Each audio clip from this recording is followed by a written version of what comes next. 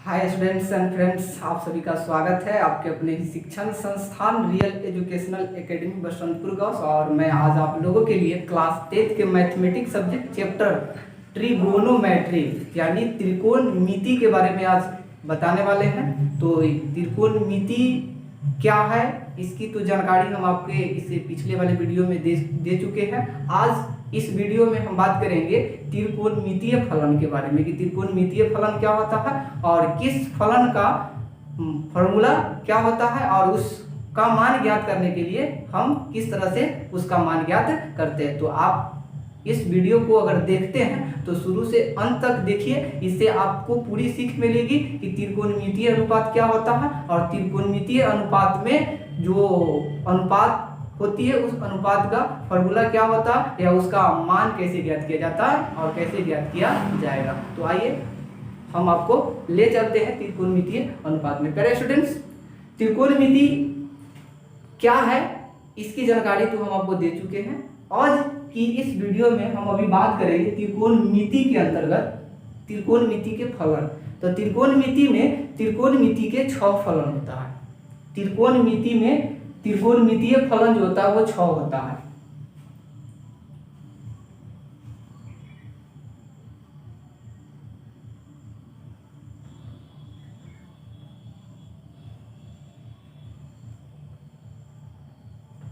देखिए, त्रिकोणमितीय फलन में फलन जो होता है वो फलन 6 होता है। अब पहला फलन क्या है? तो पहला फलन जो होता है वो साइन होता है। साइन, जिसको थीटा कहा जाता है, साइन थीटा। दूसरा फलन जो होता है वह होता है कॉस थीटा और तीसरा जो होता है वह होता है टैन थीटा। प्यारे स्टूडेंट्स, त्रिकोणमितीय फलन जो होते हैं वो 6 होते हैं। 6 वो त्रिकोणमितीय फलन होता है। पहला में साइन हो गया, दूसरा में कॉस होता है और तीसरा में टैन होता है। प्यारे स्टूडेंट्स, अब इस तीनों का ऑपोजिट साइन कॉस टैन, तो साइन का ऑपोजिट जो होता है वह होता है कॉसेक, यानी साइन का ऑपोजिट जो होगा वह क्या होता है? Cosec, cosec theta. साइन का ऑपोजिट का मतलब हो गया उल्टा, तो साइन का उल्टा क्या होता है? कॉसेक हो गया। तो कॉसेक का उल्टा भी कौन हो जाएगा? तो साइन हो जाएगा। साइन जो है एक दूसरे के साथ में कैसा संबंध बना के रखा है? ऑपोजिट का वो संबंध बना के रखा है, यानी उल्टा का संबंध होता है कि साइन का संबंध जो कॉसेक से होता है वह उल्टा होता है, यानी साइन थीटा बराबर होता है 1/कॉसेक थीटा। फिर कॉसेक थीटा बराबर भी हो जाता है 1/साइन थीटा। इस बात को भी हम अभी बताते हैं कि यह होता क्या। फिर कॉसेक का जो उल्टा होता है, कॉस का उल्टा जो होता है यह हो जाता है सेक। कॉस का उल्टा सेक होता है, तो फिर सेक का उल्टा कौन हो जाएगा? तो कॉस हो जाएगा, यानी कॉस का उल्टा सेक और सेक का उल्टा भी कॉस होता है। फिर इसी तरह से टैन का उल्टा जो होता है, टैन का उल्टा कॉट होता है, कॉट थीटा, कॉट थीटा। और कॉट का फिर अपोजिट कौन हो जाएगा? तो टैन थीटा। तो इसी लिए आपको बताया जाता है कि 3 को याद रखा जाता है और 3 का ऑपोजिट हो जाता है कि पहला में साइन थीटा, तो साइन का ऑपोजिट कॉसेक थीटा होता है, कॉस थीटा, कॉस थीटा का ऑपोजिट सेक थीटा। और तीसरा जो होता है ये टैन थीटा, तो टैन का ऑपोजिट क्या होता है? कॉट थीटा होता है। पहले स्टूडेंट्स, इसमें जो भी थीटा जो देख रहे हैं यह थीटा क्या होता है? न्यून कोण होता है। थीटा जो होता है यह थीटा होता है न्यून कोण, न्यून कोण होता है। जहां थीटा जो है वह न्यून कोण होता है। तो न्यून कोण का क्या मतलब होता है?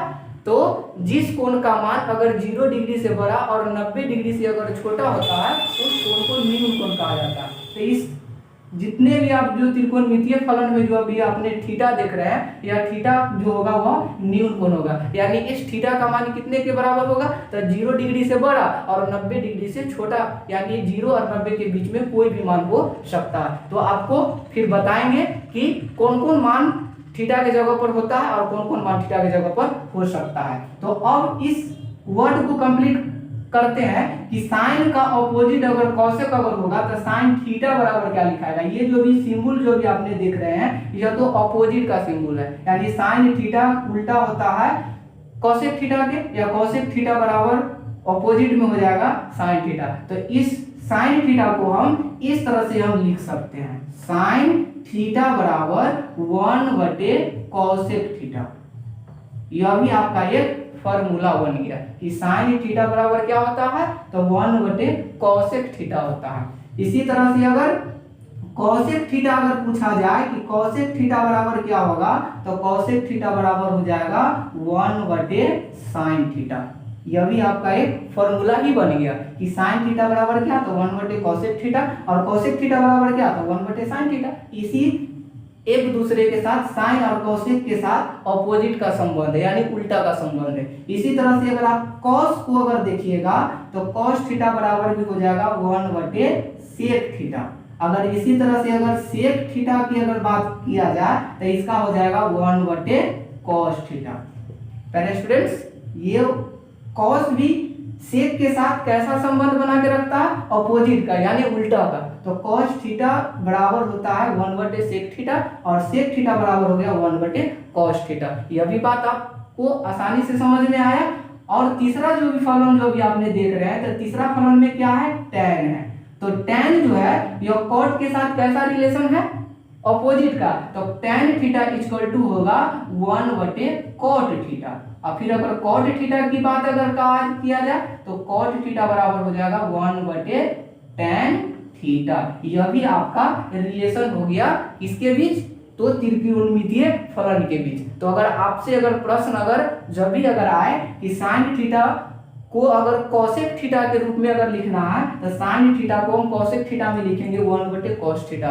अगर cosec थीटा को अगर साइन थीटा के रूप में अगर लिखना होगा तो cosec थीटा को लिखना होगा 1/sin के रूप में। अगर cos को अगर sec के रूप में अगर पूछा जाए तो cos थीटा बराबर लिखना होगा 1/sec थीटा। अगर sec थीटा की बात अगर कहा जाए तो ये हो जाएगा 1/cos थीटा। इसी तरह से अगर tan की बात अगर होती है तो tan थीटा बराबर होता है 1/cot थीटा। अगर cot थीटा की मान अगर पूछा जाए तो cot थीटा बराबर हो जाएगा 1/tan थीटा। ये आपका एक रिलेशन हो गया त्रिकोणमितीय अनुपात में। अब हम आपको ये बताते हैं कि साइन थीटा बराबर तो 1/cosec थीटा हो गया। अब साइन थीटा का मान कैसे निकालेंगे, साइन थीटा बराबर मान क्या हो कैसे निकालेंगे, cos थीटा का मान कैसे निकालेंगे, और tan थीटा का मान कैसे निकालेंगे। इसको निकालने के लिए भी बहुत सिंपल और बहुत ही मजेदार आपको फॉर्मूला होता है, उस फॉर्मूला का उपयोग करते हैं। यह फॉर्मूला आता कहां से, कैसे होता है, यह भी आपको हम बताते हैं।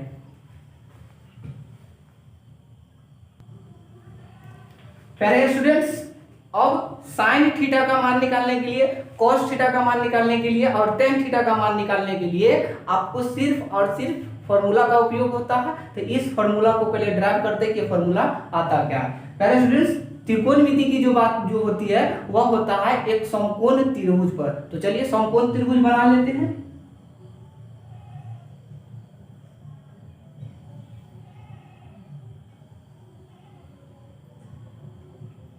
यह जो अभी आप चित्र देख रहे हैं यह आपका बिल्कुल समकोण त्रिभुज है। समकोण त्रिभुज क्यों है, तो इस कोण में इस त्रिभुज में एक कोण का मान 90 डिग्री है। तो इस कोण त्रिभुज में जब एक कोण का मान जब 90 डिग्री है तो यह आपका समकोण त्रिभुज कहलाएगा। तो समकोण त्रिभुज तो बन गया, इसका नामकरण करते हैं। तो ये आपका हो गया A, यह आपका हो गया B और यह आपका हो गया C। तो त्रिभुज ABC समकोण है जिसका B कोण समकोण है, यानी B का मान 90 डिग्री के बराबर होगा। प्यारे स्टूडेंट्स, अब B का मान जब 90 डिग्री हो गया तो इसमें आपको तीन चीज समझ लेना है, तीन पद, जिसमें आपका एक में समझना है कर्ण, दूसरा समझना है आधार और तीसरा समझना है लंब। प्यारे स्टूडेंट्स, यह बात तो हम आप लोगों को इससे पिछले वाले वीडियो में बता चुके हैं कि लंब, कर्ण और आधार का निर्माण कैसे होता है, लेकिन फिर भी हम अभी आपको समझा देते हैं कि यह क्या होता है। 90 डिग्री के सामने की भुजा कर्ण होता है। तो जब ये 90 डिग्री है, B कोण जब 90 डिग्री है, तो जस्ट 90 डिग्री के सामने की भुजा भी आपने देख रहे हैं, तो इस भुजा का नाम AC है। फिगर के अनुसार, नामकरण के अनुसार, तो यह भी हमको क्या कहलाएगा, कर्ण कहलाएगा। तो AC बराबर अभी क्या है, कर्ण है। अगर हम न्यून कोण अगर A को मानते हैं, A मेरा अगर न्यून कोण है, तो क्या होता है कि न्यून कोण के सामने की भुजा ही मेरा लंब होता है, तभी ए जब न्यून कोण जब था या ए जब न्यून कोण जब हुआ तभी बीसी भुजा मेरा क्या हो जाएगा, लंब हो जाएगा। तो ये बीसी का मान लंब हो जाएगा। और 90 डिग्री के सामने की भुजा कर्ण हो गया, न्यून कोण के सामने की भुजा लंब हो गया। तो शेष कौन सा भुजा बच रहा है, तो ए भी भुजा शेष बच रहा है। तो यह भुजा भी क्या हो जाएगा, आधार हो जाएगा। ये आपको समझ लेना है कि न्यून कोण के आधार पर ही लंब का निर्माण होता है। तो जब न्यून कोण जब ए था तो लंब कोण हो गया बीसी हो गया, और ए बी जो था ये आधार हो गया। अरे स्टूडेंट्स, अगर यही न्यून कोण अगर सी अगर हो जाए, सी अगर न्यून कोण अगर कहे तो सी की जब सामने न्यून कोण जब सी है तो सी के सामने का भुजा कौन है, ए बी। तो ए बी अभी क्या हो जाएगा, तो लंब हो जाएगा, और बीसी क्या हो जाएगा, आधार हो जाएगा। इस बात को आप एक बार आप समझ लीजिए कि न्यून कोण के आधार पर लंब का निर्माण कैसे होता है। तो लंब न्यून कोण के सामने की भुजा जो होगा वो लंब होगा, और 90 डिग्री के सामने की भुजा कर्ण जो फिक्स होता है, बदलेगा नहीं। 90 डिग्री के सामने की भुजा देखिए एसी जो है, एसी कर्ण है तो भी कर्ण ही है, बदल नहीं रहा। लेकिन न्यून कोण के जब सामने की भुजा लंब हो जाएगी, तो अभी न्यून कोण ए था तो ए के सामने की भुजा बीसी लंब हो गया, और ए भी मेरा आधार हो गया। जब यही अगर न्यून कोण अगर सी जब हो गया तो ए बी हो जाएगा लंब और बीसी हो जाएगा आधार। इस बात को आप समझ लीजिए और इस बात को आप समझने का पूरी कोशिश कीजिए। अब देखिए कि लंब कर्ण और आधार का तो हम निर्माण कर लिए, तो इस बात को आपको समझना था न्यून कोण के आधार पर लंब। अगर हमको फिगर में या क्वेश्चन में अगर कह दिया जाए कि त्रिभुज एबीसी जिसमें सी कोण न्यून है, यानी कोण सी न्यून कोण है, तो इस सी को जब न्यून कोण जब मानेंगे तो न्यून कोण है तो यानी थीटा होगी, न्यून कोण होगा तो वही मेरा क्या होगा, थीटा होगा। तो प्रश्न में क्या कहेगा कि सी मेरा न्यून कोण है, तो सी न्यून कोण है तो सी का मान हो गया थीटा। अब थीटा जब हो गया तो जब सामने की भुजा मेरा क्या हो जाएगा, तो लंब हो जाएगा। तो ए बी हो जाएगा लंब और बीसी हो जाएगा आधार। तो अब हम आपको ये बताते हैं कि अब लंब कर्ण और आधार का जब निर्माण हो गया तब हम इसको साइन थीटा का फॉर्मूला हम कैसे निकालते हैं। तो साइन थीटा बराबर होता है लंब बटे कर्ण। साइन थीटा बराबर होता है लंब बटे कर्ण। थीटा कौन है, तो सी है, सी जो है वो आपका न्यून कोण है, तो सी के जगह पर ही थीटा है। तो साइन थीटा बराबर होता है लंब बटे कर्ण। लंब बटे कर्ण, तो लंब बटे कर्ण हो गया किसका मान, साइन थीटा का। लंब बटे कर्ण साइन थीटा का मान हो गया। अगर कॉस थीटा का मान अगर पूछा जाए तो कॉस थीटा का मान होता है आधार बटे कर्ण। आधार बटे कर्ण। और इसी तरह से हमको अगर tan थीटा का मान अगर पूछा जाए तो tan थीटा बराबर होता है लंब बटे आधार। लंब बटे आधार। ये त्रिकोणमितीय फलन का सबसे पहला फॉर्मूला हुआ कि साइन थीटा बराबर लंब बटे कर्ण, कॉस थीटा बराबर आधार बटे कर्ण, और tan थीटा बराबर हो गया लंब बटे आधार। तो अब ये समझते हैं कि जब ये थीटा जब न्यून कोण जब हुआ, सी जब न्यून कोण हुआ था, इसके सामने की भुजा ये मेरा लंब हुआ, तो लंब को ही इंग्लिश में क्या कहा जाता है, हाइपोटेनियस। तो हाइपोटेनियस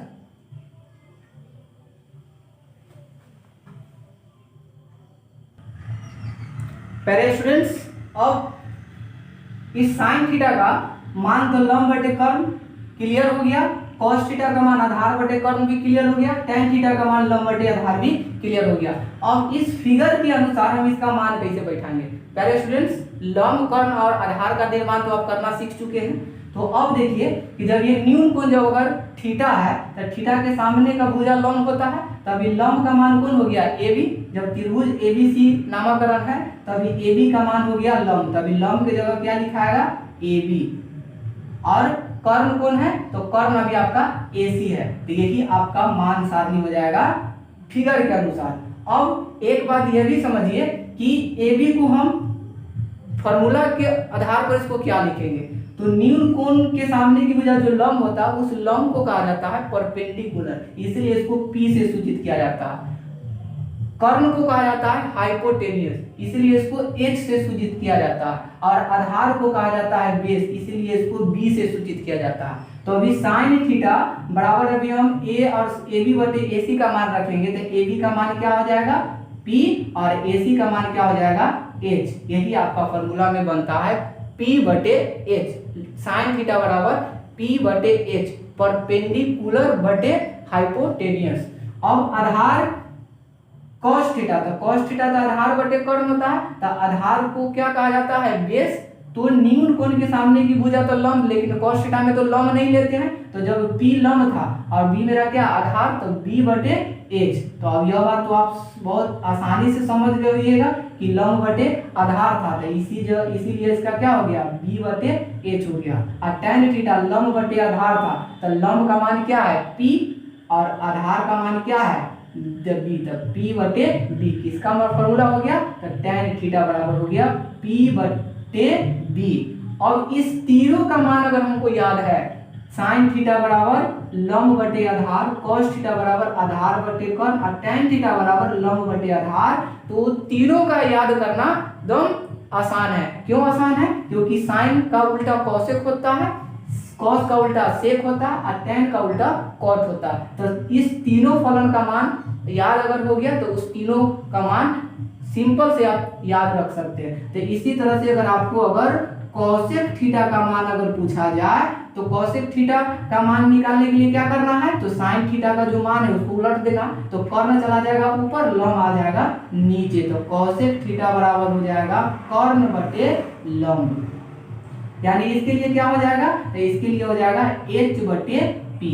उसी तरह से कॉस का उल्टा सेक, तो सेक थीटा बराबर क्या हो जाएगा, तो कॉस थीटा बराबर आधार बटे कर्ण है, तो इसके लिए क्या हो जाएगा कर्ण बटे आधार हो जाएगा, कर्ण बटे आधार।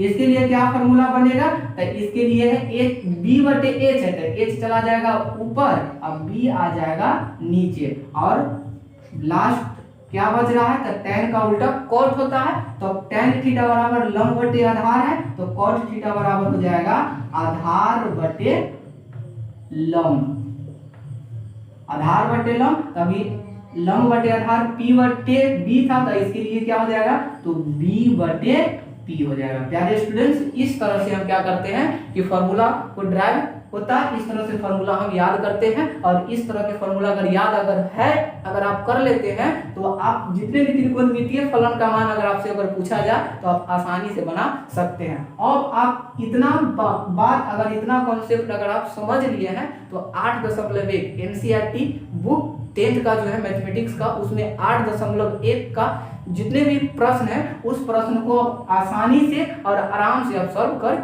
सकते हैं। और करने के लिए आपका यही पूरा मेथड था, पूरा बेसिक त्रिकोणमिति में आपको चाहिए, सो आपको मिल चुका है। तो आप सीख चुके हैं, तो क्वेश्चन को सॉल्व कीजिए और करने का प्रयास कीजिए। फिर मिलते हैं हम अगले वीडियो में। आज के लिए